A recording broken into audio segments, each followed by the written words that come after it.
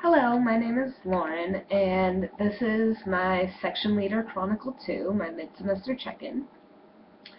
And so the semester's going pretty well in my class. And so in terms of the strategies I've put in place to engage students, I think I have a really good example of this. One of my professor couldn't come to one of the classes, and we were doing a lesson on the library.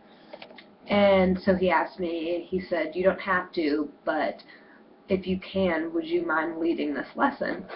And so I did. And so what really made this more collaborative learning is I tried to teach the students what they would need to know about the library. And so while we were exploring the website, one of the links on it was actually had to do with citing and how to cite sources. And now in engineering, you cite very differently than you would for a sort of language essay where you have to use MLA format.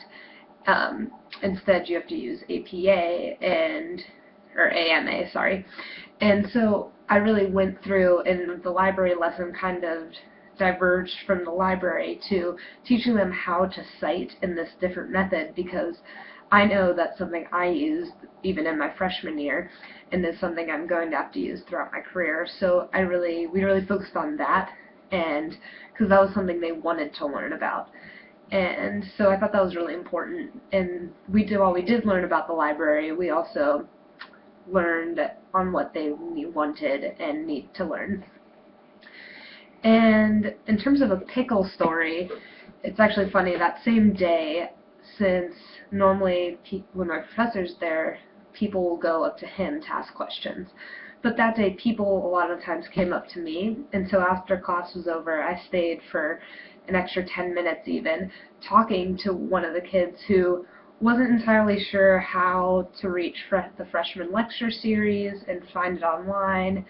And he just had a few other questions about what the coursework is like going on throughout the chemical engineering program. And so I really stayed after and talked to him, and he seemed a lot more comfortable after I talked to him, and he said, "Thank you so much for spending this time and talking to me." And so I felt like that was really important to him, because I wasn't going to do anything for those extra 10 minutes. I just had to wait for my next class. But to him, those extra 10 minutes were really important and really comforted him, and now he feels better about what he has to do going forward, both for the class and for ASU chemical engineering program in general.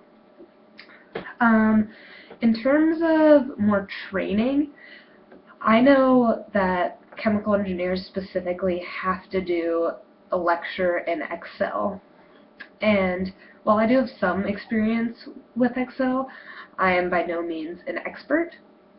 And so I really think if we could get some sort of more in-depth training for that, I think that would be really helpful to me as well as other TAs, since I know other chemical engineering TAs were also asking for more training. But other than that, that's only really more training / additional resources that I would be interested in having. And then in terms of what is working well in my class and what is not working well, I've realized that a lot of the times when we say for them to split up in groups and to get talking, they'll just kind of sit there and stare at us, my professor and I, for a minute until we actually physically split them up into groups and say, "Here is a topic, discuss." And so I think it's more important we have a lot more group activities so that they do get more comfortable with each other, since especially in engineering, we work in groups all the time with people, and sometimes it's with people you've never met before. And what I did notice, though, is we did one activity where it was a creativity activity, and we had 2 lists of words on the screen, and they had to create a new product basically by picking one word from each of the lists. So the words were like dishwasher, blender, sock, cheese, and it was definitely pretty interesting what people came up with.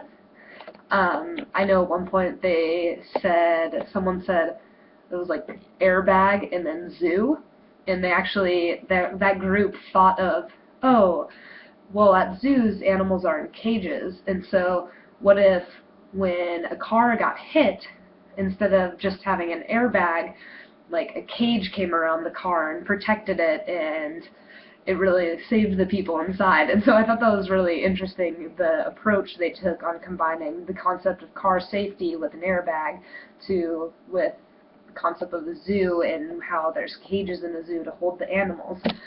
And so I really liked that activity, and I thought it was a really good one to inspire group creative thinking. And so, yeah, my class is going well, and that's my check-in.